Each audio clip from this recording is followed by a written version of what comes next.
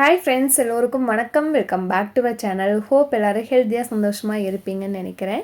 Back to our home. ஒரு வாரம் video பார்த்திங்கன்னா அம்மா வீட்டிலேருந்து இருக்கும், ஒரு வாரம் நம்ம வீட்டிலேருந்து இருக்கும். இன்னும் கொஞ்ச நாளைக்கு இந்த மாதிரி தான். தம்பிக்கு கல்யாணம் முடிஞ்சிருச்சு அப்படின்னு ஒரு சிலர் கேட்டிருந்தீங்க. இன்னும் கல்யாணம் முடியல. ஜூன் 11 அண்ட் 12 தான் கல்யாணம். இப்போ பார்த்திங்கன்னா மே மந்த்து ஸ்கூல் காலேஜ் எல்லாமே லீவு. கொஞ்சம் வெயிலெல்லாம் தணிஞ்சு கிளைமேட்டும் கொஞ்சம் சில்லுன்னு மாறி இருக்குது. அதனால் மார்னிங் டைமில் பார்த்திங்கன்னா நல்லாவே தூக்கம் வருது. நாங்கள் எங்களோட அந்த வீட்டிலேருந்து தூங்கி இருந்து ஃபார்ம் ஹவுஸ் வரக்கே மணி ஒரு 7-7:30 ஆகியது. பொறுமையாக தான் அப்படியே டே ஸ்டார்ட் ஆகும். கார்டனில் பார்த்திங்கன்னா புதுசாக செடியெல்லாம் வைக்கிறதுக்கு எல்லாமே க்ளீன் பண்ணிகிட்ருக்கோம். இந்த மாங்காய் மரத்தோட பார்த்திங்கன்னா அத்தை கத்திரிக்காய் நாற்று வச்சுருந்தாங்க, நல்லா பெருசாகிடுச்சு. ஸோ அதை கெடா விருந்து முடிச்சதுக்கப்புறம் மாற்றி வச்சுக்கலாம் அப்படின்னு இப்போதைக்கு எல்லாம் க்ளீன் பண்ணி ரெடியாக வச்சுருக்கோம். க்ரீன் நெட்டு, அதுக்கப்புறம் கொஞ்சம் மரம் செடி எல்லாமே இன்னும் கொஞ்சம் டேஸில் ரிசீவ் ஆகிரும். I think next week long வீடியோவில் கண்டிப்பாக கெடா விருந்து vlog-ஓட ஷேர் பண்ணுவேன்னு நினைக்கிறேன்.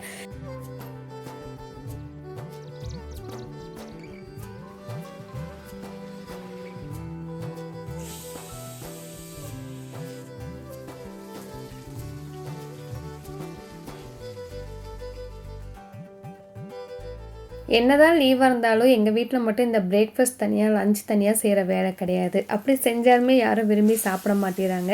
என் ஹஸ்பண்ட்க்கும் லஞ்ச் பேக் பண்ணும். அதனால் ஒரே வேலையாக காலையில் சாப்பாட்டு வேலையை முடிச்சிடுவேன். அன்றைக்கி முருங்கைக்காய் சாம்பார் வச்சு வெண்டைக்காய் பொரியல் பண்ணியிருந்தேன். வெண்டைக்காயில் புதுசாக கடைசியாக தேங்காய் போட்டு ட்ரை பண்ணியிருந்தேன். நல்லா வந்திருந்தது.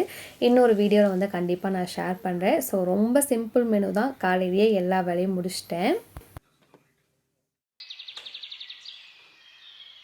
ஸோ ஃபார்ம் ஹவுஸில் வேலை எல்லாமே முடிச்சுட்டு இந்த வீட்டுக்கு வந்தாச்சு. சின்ன சின்ன வேலைகள் இருந்தது, அதான் பார்த்துட்டு இருந்தேன். ரீசெண்டாக தம்பியோட கல்யாண வேலையில் அலைஞ்சு ஸ்கின் ரொம்ப டேமேஜ் ஆயிடுச்சு. அது இல்லாமல் கிளைமேட் சேஞ்ச் வேறு. எதிர்ச்சியாக யூடியூப்பில் ஸ்வைப் பண்ணும்போது கியூர் ஸ்கின் இந்த ஆப் பற்றி கேள்விப்பட்டேன். இப்போது டெர்மட்டாலஜிஸ்ட்டை போய் பார்க்கணுன்னா லைனில் நின்று அப்பாயின்மெண்ட் வாங்கி ஃபீஸ் பே பண்ணி இந்த மாதிரி நிறைய வேலைகள் இருக்குது. இதெல்லாம் எதுவுமே பண்ணாமல் வீட்டில் இருந்தபடியே கியூர் ஸ்கின் ஆப் மூலமா நம்ம டெர்மட்டாலஜிஸ்ட்டை பேசலாம். அதுக்கு ஃபர்ஸ்ட் கியூர் ஸ்கின் ஆப்பை ப்ளே ஸ்டோர்லேருந்து டவுன்லோட் பண்ணுங்கள். இந்த ஆப்பில் ஃபோட்டோஸ் கிளிக் பண்ண சொல்லுவாங்க. அதாவது ஃப்ரண்ட் வியூ, சைட் வியூ, இந்த மாதிரி இதை கிளிக் பண்ணி கொடுத்ததுக்கப்புறம் நம்ம ஃபேஸை அனலைஸ் பண்ணி என்ன ப்ராப்ளம், நம்ம ஸ்கின் என்ன டைப், இதெல்லாம் பார்த்து டக்குன்னு ஒரு டெர்மட்டாலஜிஸ்டையோ இல்லை ஸ்கின் எக்ஸ்பர்ட்டு நம்மளுக்கு அப்பாயின்மெண்ட் ஃபிக்ஸ் பண்ணுவாங்க. இவங்ககிட்ட நம்ம கால் மூலியமாகவோ இல்லை சேட் மூலியமாகவோ பேசி நம்ம பிரச்சனைகளை எக்ஸ்பிளைன் பண்ணால் நம்மளுக்குன்னு ஒரு கஸ்டமைஸ் கிட் சென்ட் பண்ணுவாங்க. அப்படி எனக்கு சென்ட் பண்ணதில் பார்த்திங்கன்னா டோட்டலாக 4 ப்ராடக்ட்ஸ் இருந்தது. ஃபஸ்ட்டு ஃபேஸ் வாஷ், அடுத்து barrier restructure cream, multi active character, ஃபைனலாக சன்ஸ்க்ரீன். இந்த நாள் தான் நமக்கு டெர்மட்டாலஜிஸ்ட் கஸ்டமைஸ் பண்ணி கொடுத்துருந்த கிட்.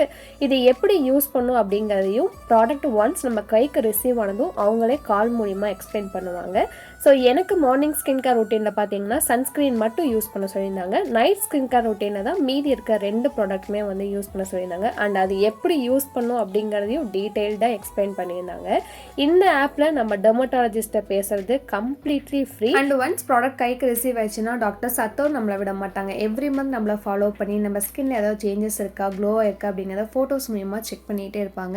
நம்ம ஸ்கின்னை க்ளோவாக வச்சுக்கிறதுக்கு டயட் டிப்ஸ், ஈவன் தண்ணி எவ்வளோ குடிக்கணும் கொண்டு எக்ஸ்பிளைன் பண்ணுவாங்க. நான் மார்னிங் டைம் அப்படின்னா சன்ஸ்க்ரீன் மட்டும் போட்டிருக்கேன். நைட் டைம்னா அதே ஃபேஸ் வாஷ் வச்சு முகம் கழுவிட்டு பேரியர் ரீஸ்ட்ரக்சர் க்ரீமை நான் மாய்ஸ்சரைசராக யூஸ் பண்ணுறேன். மல்டி ஆக்டிவ் கரெக்டாக ஒரு நாள் விட்டு ஒரு நாள் பிளாக் ஸ்பாட்ஸ் இருக்கிற இடத்துல வச்சா போதும். ப்ராடக்ட்ஸ் உண்மையாகவே நல்லா இருக்குது, ரொம்ப மைல்ட் அண்ட் ஜென்டிலாக இருக்குது. நீங்களும் இந்த ப்ராடக்ட்ஸ்லாம் யூஸ் பண்ணணும்னு நினச்சிங்கன்னா கியூர் ஸ்கின் ஆப்போட லிங்க்கை கமெண்ட் அண்ட் டிஸ்கிரிப்ஷனில் கொடுத்துருக்கேன். கண்டிப்பாக டவுன்லோட் பண்ணி யூஸ் பண்ணி பாருங்கள்.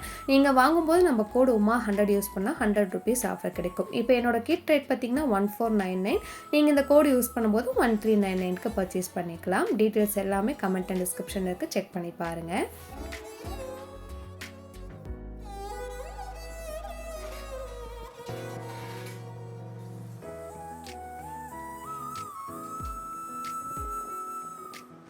ஸ்கூல் காலேஜ் லீவ் விட்டதுலேருந்தே பார்த்தீங்கன்னா காலையில் ஒரு 11 மணிக்கு வேலையெல்லாம் முடிச்சுட்டு நான் தீபி லேகன் 3 பேரும் அந்த வீட்டுக்கு போனோன்னா நல்லா ஒரு குளியல் போட்டுட்டு குட்டியாக ஒரு தூக்கம் போட்டு எழுந்து ஒரு 5-5:30 அந்த டைமில் தான் மறுபடியும் ஃபார்ம் ஹவுஸே வருவோம். அன்றைக்கி நைட்டு டின்னருக்கு பார்த்தீங்கன்னா ஸ்டஃப்டு சப்பாத்தி தான் பிளான் பண்ணியிருந்தேன். சோயா சங்க்ஸில் ஃபில்லிங் ரெடி பண்ணி சப்பாத்திக்குள்ளே வச்சு செய்யலான்னு. கரெக்டாக மழை நல்லா பிடிச்சிருச்சு. நம்ம ஊரில் காற்றடிச்சாலே கரண்ட் கட் பண்ணி வச்சுருவாங்க. மழை வேறு நல்லா பெஞ்சுதா, கரண்ட் போனது வரவே இல்லை. சப்பாத்தி மாவு மட்டும் பிசைஞ்சு வச்சுட்டு கரண்ட் வருமானு பார்த்துட்டே இருந்தேன்.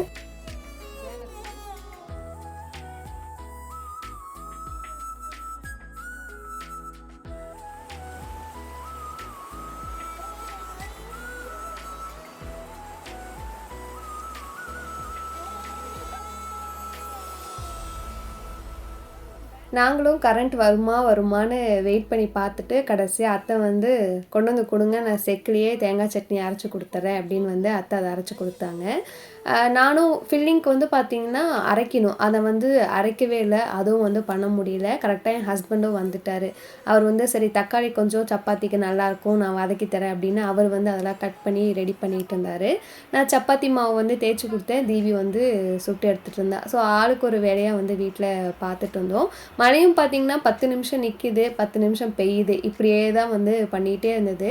அன்றைக்கி சமைச்சு முடித்து சாப்பிட்டு எல்லாம் க்ளீன் பண்ணி வச்சு கிளம்புற வரைக்குமே கரண்ட்டு வரவே இல்லை. 11 மணி ஆயிடுச்சு கரண்ட் வரும்போது. ஆனால் கரண்ட் போனதும் பார்த்திங்கன்னா ஒரு வகையில் நல்லதாக தான் போச்சு. ரொம்ப நாள் கழித்து எல்லாரும் ஆளுக்கு ஒரு வேலையாக செஞ்சு சமைச்சு சாப்பிட்டோம்.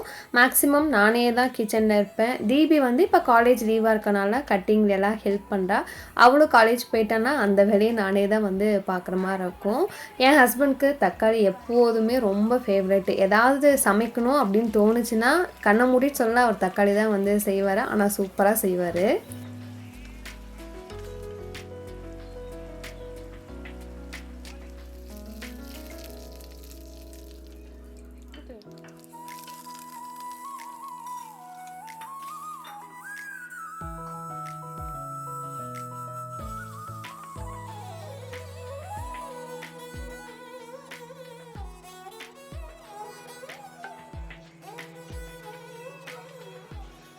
ஸோ எல்லாமே சூப்பராக ரெடி பண்ணி மழைக்கு சூடாக சப்பாத்தி, தக்காளி தொக்கு, தேங்காய் சட்னின்னு வச்சு சாப்பிட்டோம். அதுக்கப்புறம் பார்த்திங்கன்னா கவுண்டர் டாப் எல்லாமே க்ளீன் பண்ணி விட ஸ்டார்ட் பண்ணேன். நம்ம சேனலில் நீங்கள் ஃபஸ்ட்லேருந்து பார்க்குறீங்கன்னா நான் அதிகமாக போட்ட வீடியோனா க்ளீனிங் வீடியோவாக தான் இருக்கும். ஆனால் ஷேர் பண்ணி ரொம்ப நாள் ஆன மாதிரி எனக்கு தோணுச்சு. இப்போயுமே டெய்லி நைட்டு வந்து கவுண்டர் டாப் எல்லாம் க்ளீன் பண்ணி பாத்திரம் எல்லாமே கழுவி வச்சு சிங்க்கெல்லாம் கழுவி விட்டுட்டு தான் போவேன். பட் நான் வந்து ஏன் கொஞ்ச நாளாக ஷேர் பண்ணல அப்படிங்கிறது எனக்கே தெரியல. சரி இந்த வீடியோவில் ஷேர் பண்ணுவோம், பார்க்குறவங்களுக்கும் ஒரு மோட்டிவேஷனாக இருக்கும் அப்படின்னு தோணுச்சு. கவுண்டர் டாப் 2 சைடுமே பார்த்திங்கன்னா எல்லாத்தையுமே எடுத்து க்ளீன் பண்ணி வச்சுருவேன். எதுலையாவது வந்து அந்த குழம்பு அதெல்லாம் தெரிச்சிருந்தது அப்படின்னா அதெல்லாம் க்ளீன் பண்ணி வைப்பேன். ஆயில் கேன் பார்த்திங்கன்னா 3 நாளைக்கு ஒரு வாட்டி மேலே மட்டும் கழுவி எடுத்து வச்சுருவேன். அடுப்பு மார்னிங் சமைச்சாலும் சரி இல்லை நைட் சமைச்சாலும் எப்போ சமைச்சாலுமே கையோடு வந்து ரொம்ப அதிகமாகலாம் க்ளீன் பண்ண மாட்டேன். ஜஸ்ட்டு தண்ணி வச்சு தொடச்சிடுவேன். ரொம்ப எண்ணெயாக இருக்குது அப்படின்னா விம்பார் வச்சு ஸ்க்ரப் பண்ணி விட்டு தொடச்சிடுவேன். ஸோ இதுதான் என்னோடய daily night kitchen cleaning routine. எல்லாமே முடிச்சுட்டு சிங்க்கும் வந்து க்ளீன் பண்ணி விட்டுட்டா வேலை எல்லாமே முடிஞ்சுது. அதுக்கப்புறம் ஃபார்ம் ஹவுஸில் அத்தை மாமா இருந்துக்குவாங்க. நாங்கள் 4 பேரும் இன்னொரு வீட்டுக்கு வந்து கிளம்பிடுவோம்.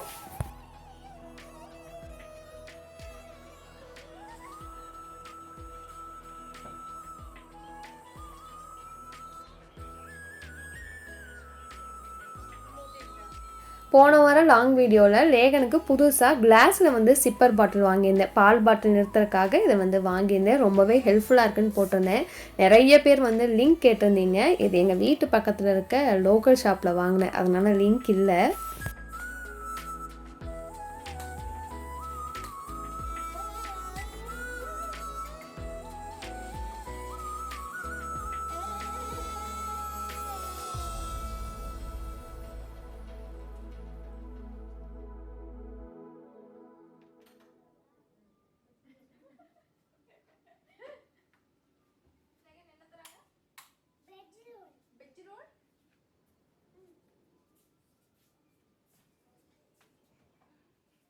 ஸோ வீடியோ பார்த்திங்கன்னா அப்படியே நெக்ஸ்ட் டே வந்து கண்டினியூ பண்ணுறேன். நேற்று எடுத்தது தான். ஃப்ரைடே எங்கள் ஊரில் எப்பயுமே மார்க்கெட் இருக்கும்.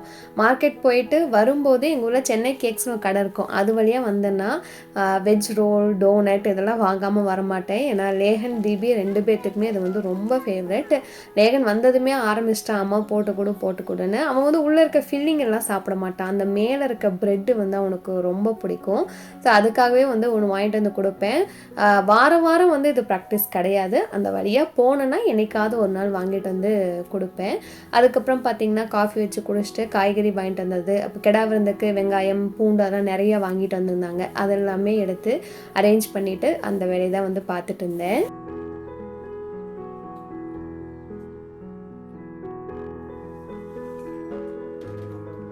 ரேஹனுக்கு ஒரு 1 இயர்க்கு முன்னாடி வரைக்குமே வீட்லேயே நட்ஸ் பவுடர் ரெடி பண்ணி பாலில் தான் கலந்து கொடுத்துட்டு இருந்தேன். இப்போ நல்லா வளர்ந்துட்டானா டேஸ்ட்லாம் நல்லா தெரியுது. சாக்லேட் ஃப்ளேவருக்கு தான் அவனுக்கு ரொம்ப பிடிக்குது. சரி ஹோம்மேடாக போன்விட்டா ரெடி பண்ணுவோம். அந்த மைலோ இந்த டேஸ்ட்டில் வந்து இருக்கும், ஆனால் ஹெல்த்தியாகவும் இருக்கும். இது நான் வந்து யூடியூப் பார்த்து தான் வந்து ரெடி பண்ணேன். என்னோடய ஓன் ரெசிபிலாம் கிடையாது, ஜஸ்ட் வந்து ஷேர் பண்ணுறேன். ஸோ மெஷரிங் கப்பில் 1 கப் பார்த்திங்கன்னா ஓட்ஸ் எடுத்திருக்கேன். அடுப்பை சிம்மில் வச்சு நல்லா வாசம் வர வரைக்கும் வறுத்து எடுத்துக்கோங்க. எனக்கு மக்கானா வந்து கிடைக்கல. மக்கானா உங்களுக்கு கிடைச்சிச்சு அப்படின்னா 1/2 கப் ஓட்ஸ் 1/2 கப் வந்து மக்கானா போட்டு ட்ரை ரோஸ்ட் பண்ணி எடுத்து வச்சுக்கோங்க. அதே மெஷரிங் கப் 1 கப்பில் வந்து பார்த்திங்கன்னா ஃபுல்லாக வந்து பாதாம் எடுத்திருக்கேன். இதுவுமே வந்து நல்லா ஸ்லோ ஃப்ளேமில் வச்சு வாசம் வர வரைக்கும் வறுத்து எடுத்துக்கோங்க. அடுத்தது பார்த்திங்கன்னா மெஷரிங் கப்பில் 1/2 கப், அந்த கப்பில் ஃபுல்லாக வந்து முந்திரி வந்து எடுத்திருக்கேன். எல்லா பொருளுமே ரொம்ப மெதுவாக ஸ்லோவாக வறுத்தெடுத்திங்கன்னா தான் நம்ம ஸ்டோர் பண்ணி வைக்கும்போது பூச்சி பிடிக்காமல் நல்லாயிருக்கும். கடைசியாக பார்த்திங்கன்னா 1/4 கப்பு வந்து பிஸ்தாவும் வால்நட்டும் எடுத்துக்கிறேன். ஸோ இதில் வந்து நட்ஸ் எல்லாமே உங்கள் விருப்பம்தான். வால்நட் வந்து அதிகமாக போட்டுறாதீங்க, அது வந்து அதிகமாக வந்து எண்ணெய் விடும், பவுடர் பண்ணுறக்கு வந்து கொஞ்சம் கஷ்டமாக இருக்கும். அதனால் கம்மியாக போட்டிங்கன்னா நல்லாயிருக்கும். ஆனால் உடம்புக்கு வந்து ரொம்ப ஹெல்தி. 1/4 கப்பாவது வால்நட் வந்து சேர்த்துக்கோங்க. எல்லாமே நல்லா ஸ்லோ ஃப்ளேமில் வச்சு வறுத்தெடுத்து நல்லா ஆற வச்சு அதுக்கப்புறம் தான் பவுடர் பண்ண போகிறேன்.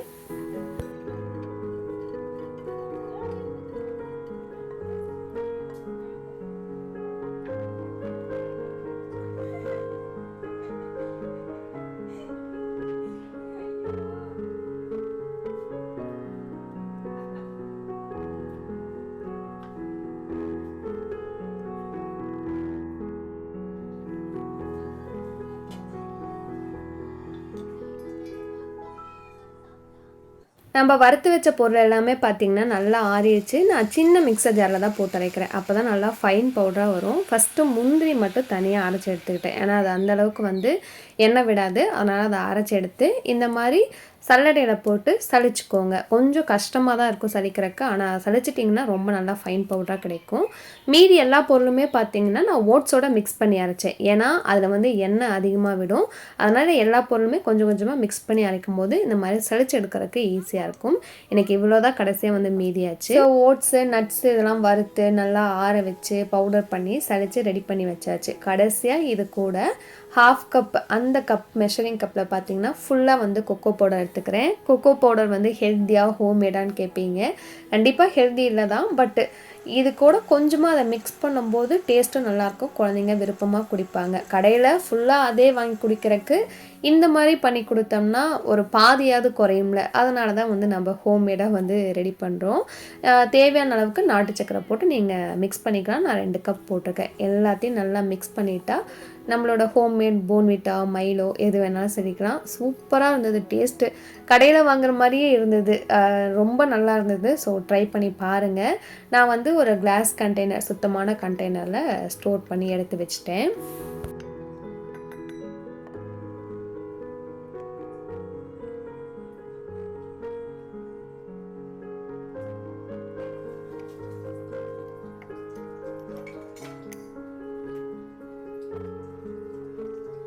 கொஞ்சம் பேர் பார்த்தீங்கன்னா கமெண்ட்ஸில் உடம்பு வெயிட் போடணும், ஏதாவது ரெசிபி இல்லை டிப்ஸ் இருந்தால் ஷேர் பண்ணுங்கள் அப்படின்னு கேட்டிருந்தீங்க.